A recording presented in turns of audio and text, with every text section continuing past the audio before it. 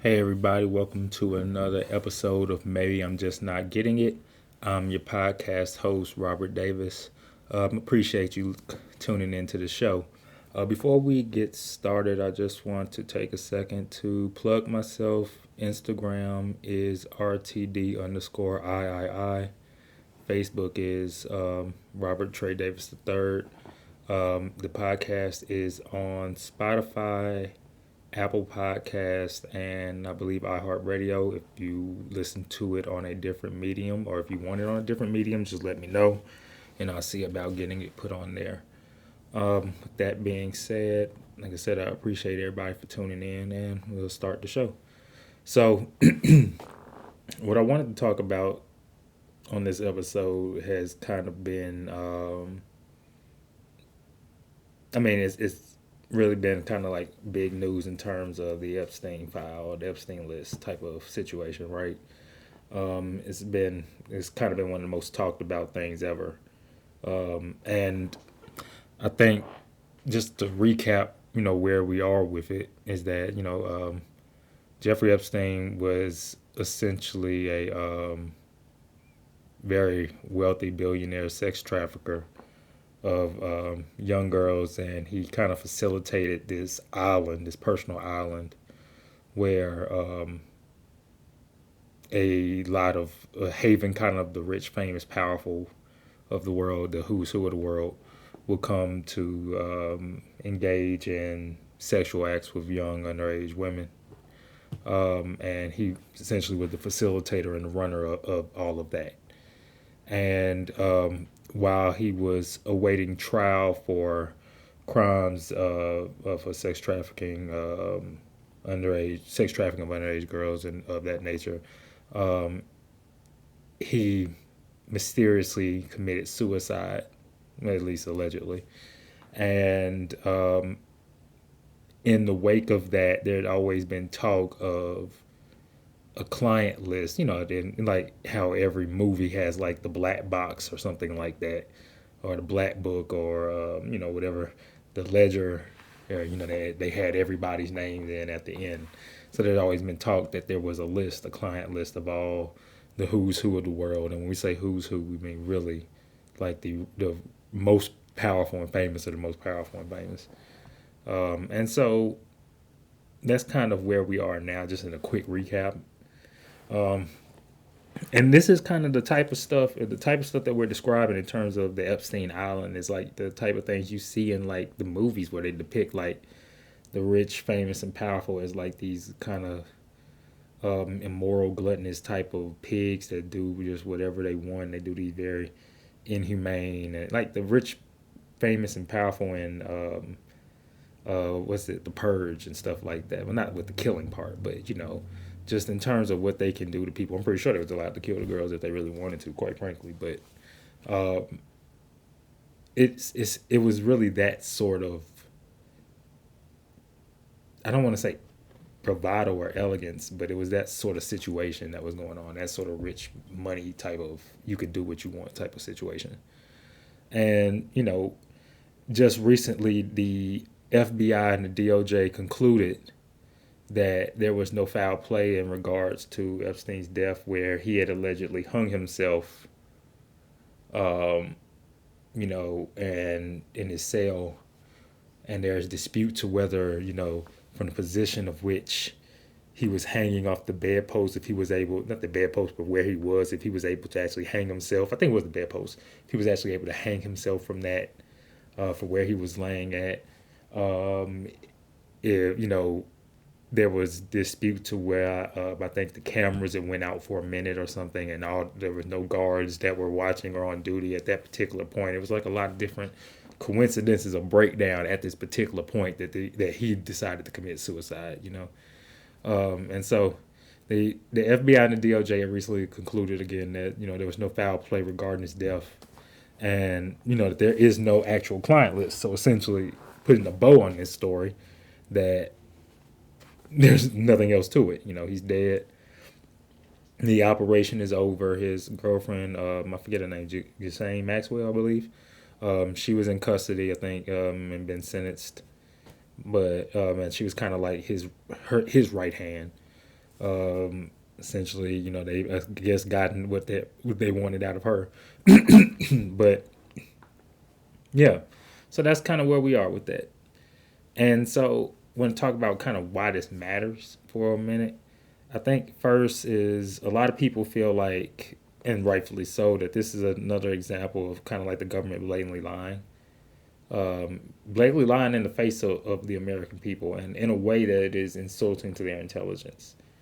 Um, and I think, we'll talk about later all these different examples of kind of like why that exists. But I think just that matters in a sense of people are getting tired of it. And it kind of comes to more evidence as to why people are skeptical towards the government in general. The government, the society, everything really.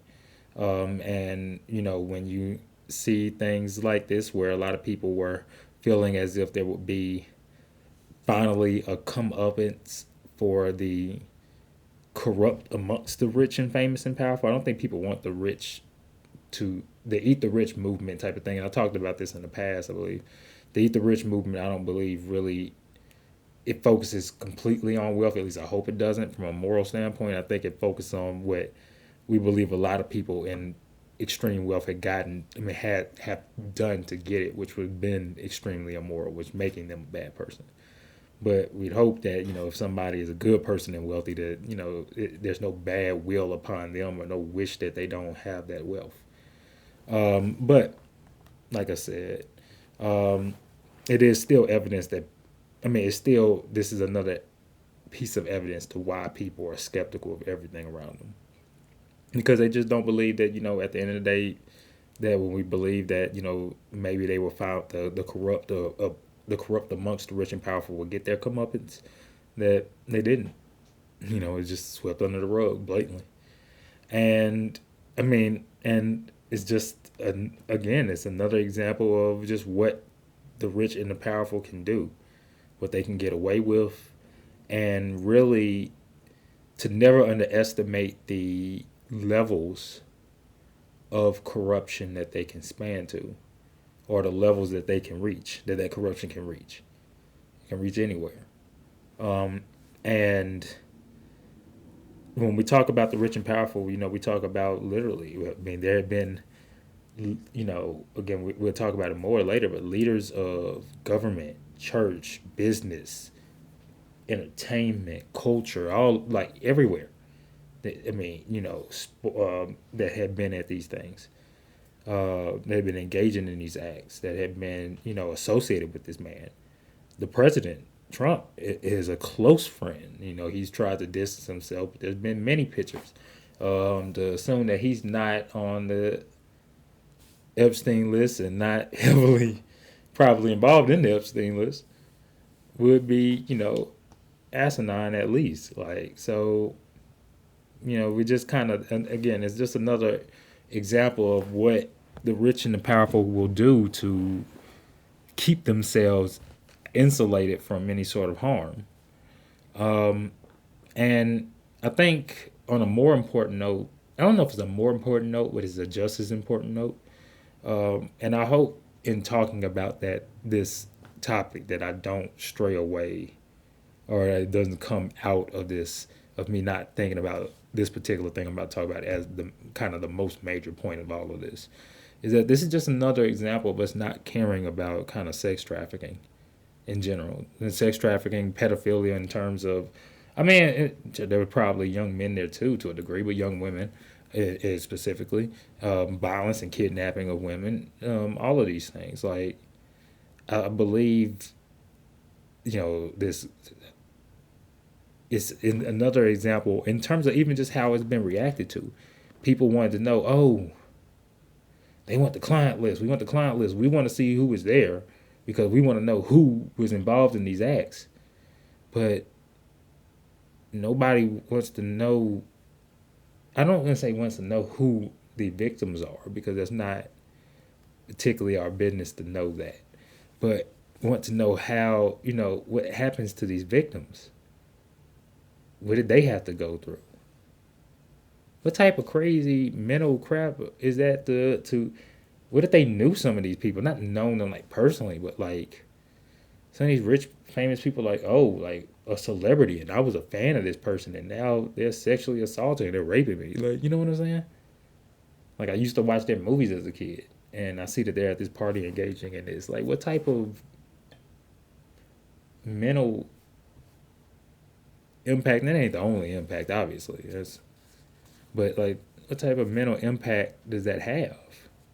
You know, what happens to them? Are they in a good place, or how are they at a place, or how are they being treated now? And I don't think anybody really cares about that. It's just caring about, well, who are the rich and the famous there.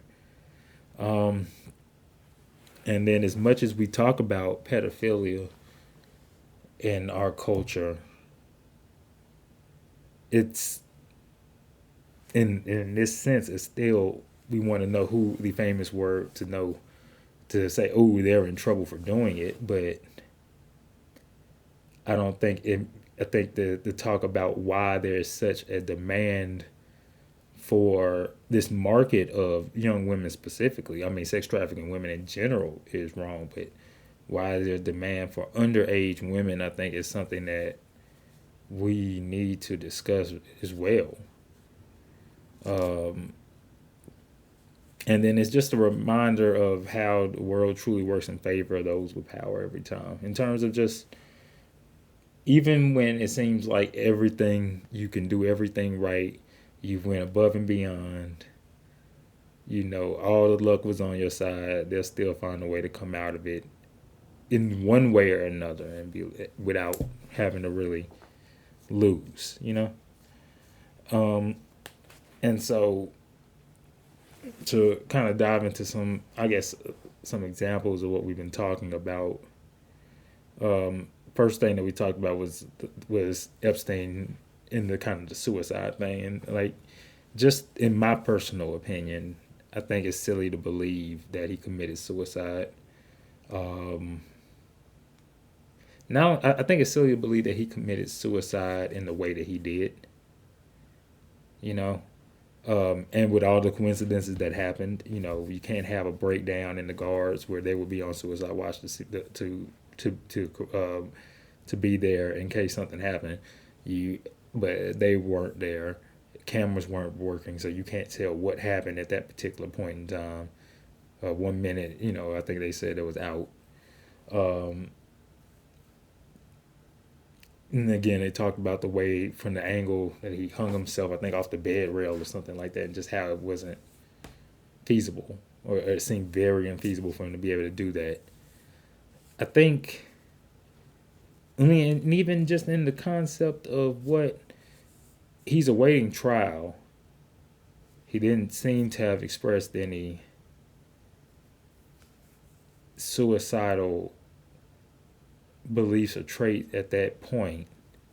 And according to the government, there was no list, there was no evidence really. I mean, there was evidence against him, but it wasn't the evidence that essentially people thought it was or believed it to be. So, I mean, he had a good shot at least of not, you know, going to jail or not getting put in for all the stuff that people thought he would.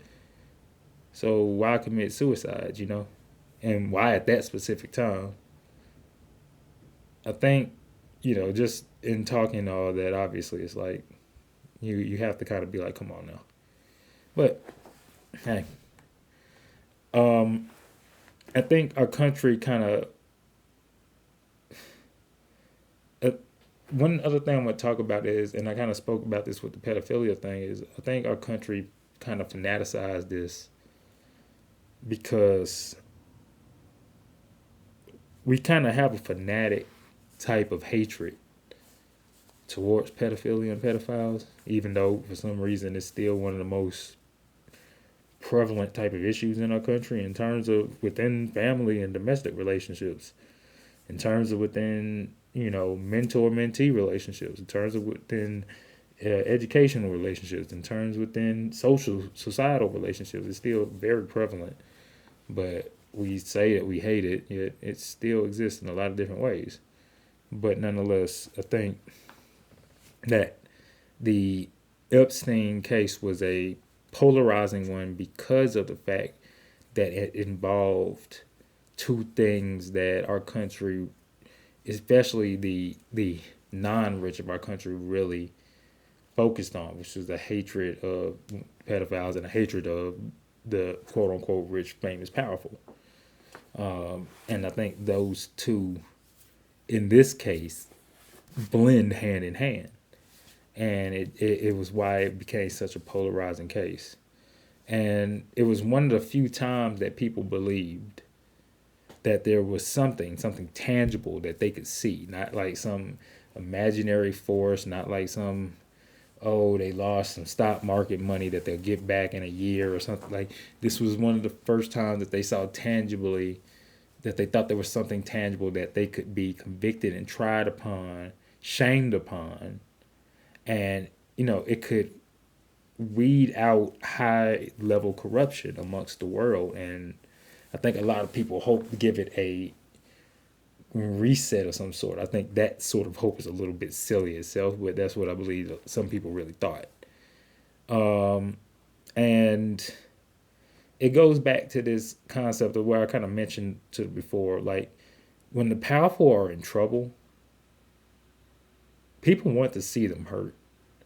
Like, I mean, when we feel like they're actually reeling from something, like, oh, like you actually may add a chink in the armor, like you want to see blood.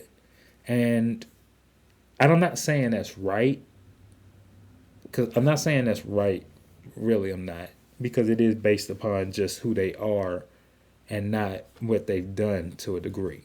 But if they have done wrong, then whether that hatred of it or whether that bloodlust is wherever the source of that bloodlust comes from, it doesn't change the fact that they still need to be punished for this. And so, in this particular instance, I think while the bloodlust for the rich, famous, powerful to be kind of reprimanded for this and caught in this was strong and was kind of not overly strong, but kind of like more, I guess, yeah, kind of a fanatic type thing. It was still justifiable in the concept that, hey, if they did do this, then all that hatred is still justified, whether it's over the top or not. And like the list, the client list, the black book type of thing, right? So many people before the FBI and the DOJ came out making this statement, this conclusion on their investigation, I should say. So many people reference this list, including people in government. What are we going to do with the list? Oh, we don't know. That's something that they're going to have to figure out. So many people spoke about this, including people within the FBI, including the FBI director, Patel. I'll talk about him later, but including him. And like, so many people spoke about this in terms of kind of a hush hush. We don't know, you don't know who's on it. The president spoke about, well, we don't know who that might impact things. We can't know what we're gonna release because he'd be on it. But like, just to say, oh, now it doesn't exist. Like, it's to suggest that everybody fell for the Mandela effect. Like the thing where they say that nobody can remember a movie called Shazam where Shaq played a genie, or was it Shaq or Sinbad played a genie? Shazam, yeah. Like, I think it was Sinbad played the genie, and like nobody can remember, yeah, because that's Shazam, yeah. But nobody can remember when Sinbad played the genie in a movie, but everybody remembers a movie where Sinbad played a genie, or the Shaq. I forget which one, but y'all know what I'm talking about. Nonetheless, it's the concept of everybody remembering something that isn't real. And it's like, but we swore it's there. And it's like, no, it never was. That is, I mean, while that is a true thing that happens, this ain't that. And to suggest that it's just that, it was just this myth that everybody just believed was real and people thought they saw. Everybody thought they saw something and everybody was aware of what they thought was real. It's just silly. And to suggest that man, Epstein, as as a billionaire, as business savvy as he was in terms of dealing with these people, and as cutthroat as rich people can be in terms of keeping stuff on each other to make sure if I go down, you go down with me. There's no way he didn't have a client list, or he didn't have a black book of dealings, comings and goings, tapes, audios, something, so that if something came out, he was protected. And if he didn't have that, then they wouldn't have killed him, or he would be alive. He wouldn't be dead. So that's what I think. And like the list included again. You got to talk about like when we talk about that's why they killed him, because like the people on Epstein Island, just again to reiterate, this is the most rich, famous, and powerful in the world. Again, leaders of church, business, government, entertainment, like everywhere. And for a long time, not just like for a short amount of time, we're talking about for decades. Like this was something that was going on. So, and we're not, and not just one party, not just one side, one type, one race. Primarily, the race, but not just them. Like this was everybody. It's like when you get rich for some reason, you become immoral. Maybe that's part of what the contract is to get it. I don't know. But we have to understand that that's why the list was scrubbed or buried, because they couldn't afford for that to get out. There's too many people implicated. And Trump himself, I wasn't gonna make this about Trump, but I'm not going to. But like, I know he's winning. He has to feel like he's winning, and winning an awful lot as of lately. With the bill passing, with this passing, with this being scrubbed or pushed on the rug. Yeah, I know he has to feel like he's winning, but again, as he was a long-term friend of Epstein, long-time friend. And he said I don't think he said he'd never been to the island. No, he'd been to the island many times. He'd probably been there and probably had sex with many of young girls there. Probably done a lot more than that to young girls there. So, we know why he was definitely in those files. And why another reason why all of them are relieved and happy, not just because of him, but he's a representation of the rest of them. And like, just to speak on something for a minute, both the head of the FBI, Patel, and the deputy, I forget his name, or the second in command of the FBI, dude from Fox News, I forget his name. And I'm talking about the Secretary of Defense, Hedgepeth or whatever. I'm talking about, like, I forget the guy's name, I really do. But they were supposed to be these, like, we're going to drain the swamp, we're going to find corruption. And this is one of the biggest examples of corruption. And I know that they have kind of hung their head in shame. And I don't want to talk about just them. They're representative of a lot of people in these investigative and authoritative branches of government that are implicated in the covering up of this and the making of this go away. And how they all, even on the red side of it, had dedicated to draining the swamp and finding the immoral and getting all the waste, not just the waste, but getting all the, especially pedophiles and everything, and all the weirdos out of the White House and out of power. And when they had the opportunity to, they did what they was told and swept it under anyway. And I guess it's disappointing to see that even that when they had their shot, they failed, which you knew they would. But that's what it is. And just the reaction from this has been public outrage from everyone. Understandably why. Like, bipartisan, both Republicans and Democrats are pissed about this. The general public is pissed about this. The internet, many of people are doing what I'm doing. They're talking about their feelings about it right now. And I think it's understandable, feasible. People wanted to see something happen and they didn't. And I think, this is not something that's gonna go away either. The internet's gonna keep talking about it. People are gonna keep talking about it. People are gonna probably be hackers. All of that are probably gonna be trying to go hard to find whatever information they can on it. And so we'll see where it goes. But the reaction surely, and to the point, I know the government doesn't care about the reaction of the public, but obviously it had to went the way they thought it was going to. But as long as no one actually can find out, they don't care what people think. So I get it. But the concerns that I have regarding this, quite honestly, is first, as I talked about earlier, I think this whole situation highlights what seemingly is an endless market for sex with underage women. It's sex trafficking, actually. I mean, it's a market in terms of which is usually, I think the stereotypical client that you would think of, or the person that's buying that you think of, is a rich, not rich, but an older white man or a white man. But I mean, there's definitely other people there too. But even with the taking the demographics out of it, I think this still just highlights. I mean, because it's not just Epstein, right? Like cartels do this, mafia does this, all sort of different organized crime units do this in terms of marketing. I mean, sex trafficking and human trafficking, and I think that which just to be clear, the whole sex trafficking concept was the whole basis for Epstein Island. The rich and famous, powerful weren't just coming there just to hang out with each other. They were coming there to do that and then have fun with it, which was hanging out with each other and doing all the crazy other shit. But the base of it was based upon that.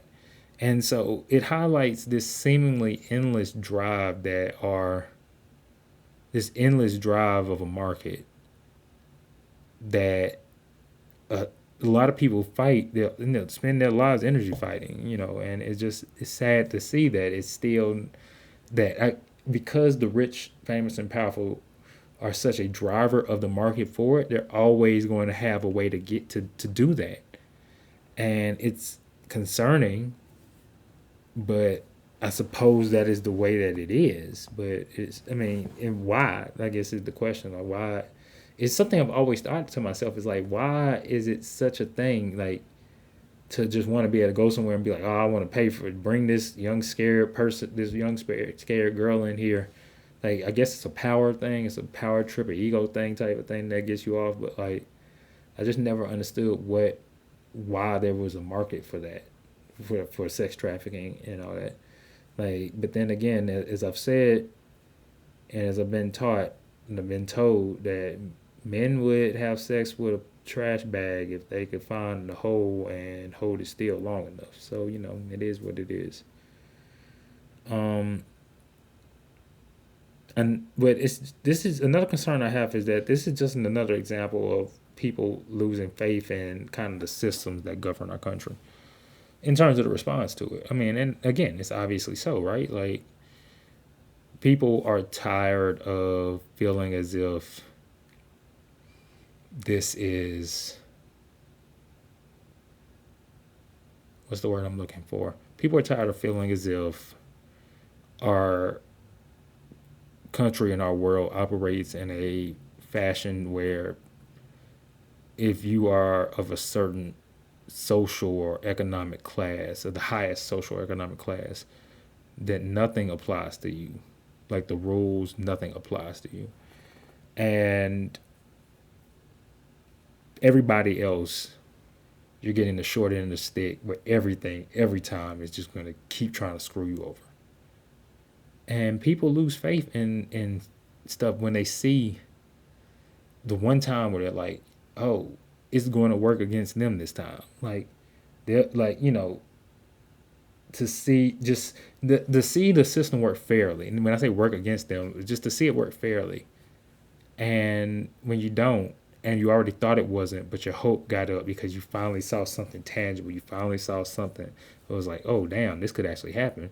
You could actually, like, you might see a change in the world. We might see, like, the rich, famous, and the powerful, like a chink in their armor.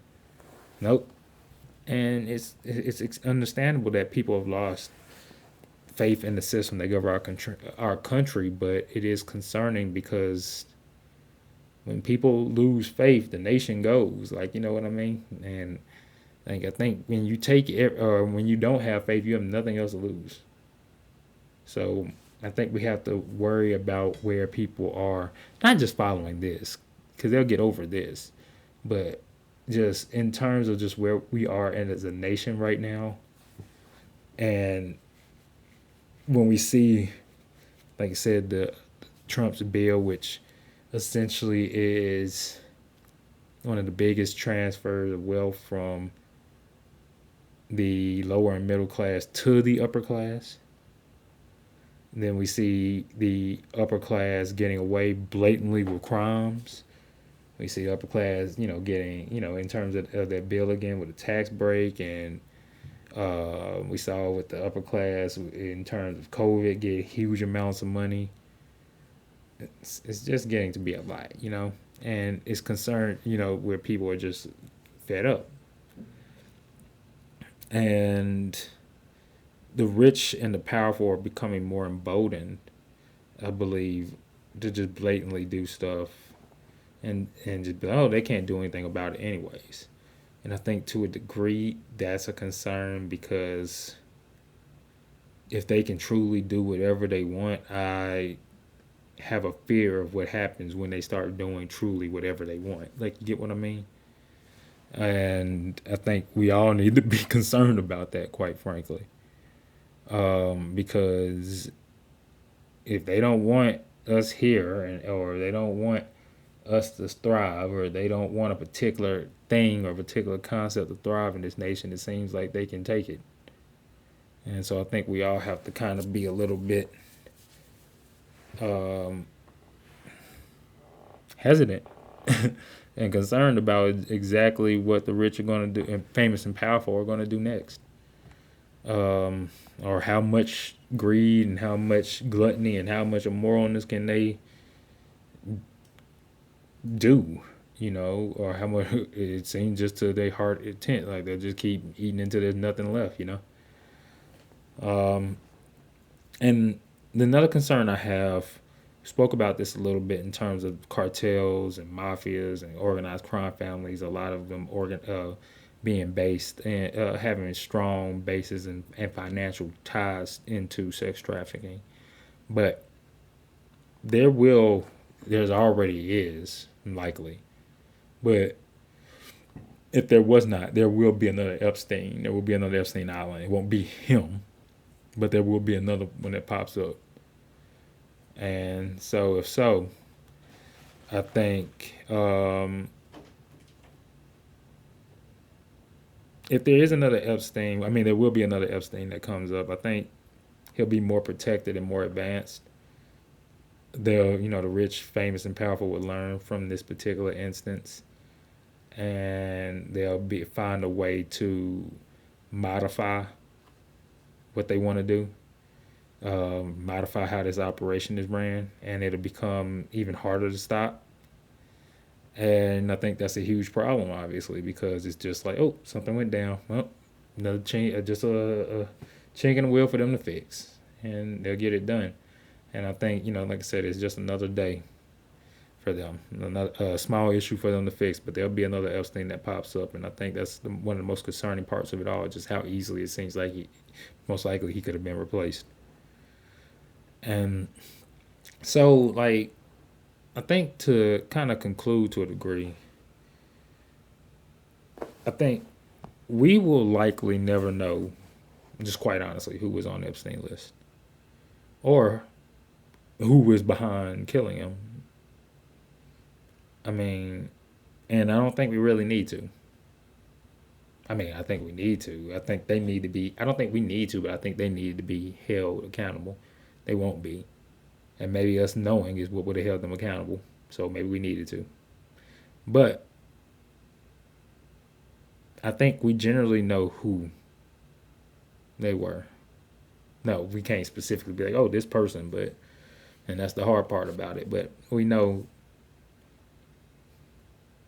who in a general sense of where was at these events. And we also know why he was killed. Might not know who killed him, who put the hit on him, who actually did it. and might not know those answers, but we know why he was killed. So I think we have to take that, at least in terms of what we've been given, what we common sense can put together, and just kind of take that for what it is. Um, this whole thing. I think it was not solely about wanting to see the powerful bleed, and just to reiterate that, I think people wanted to see the corruption amongst the rich, famous, and powerful, which often is a lot of them, to be ended, to be dealt with, to be purged.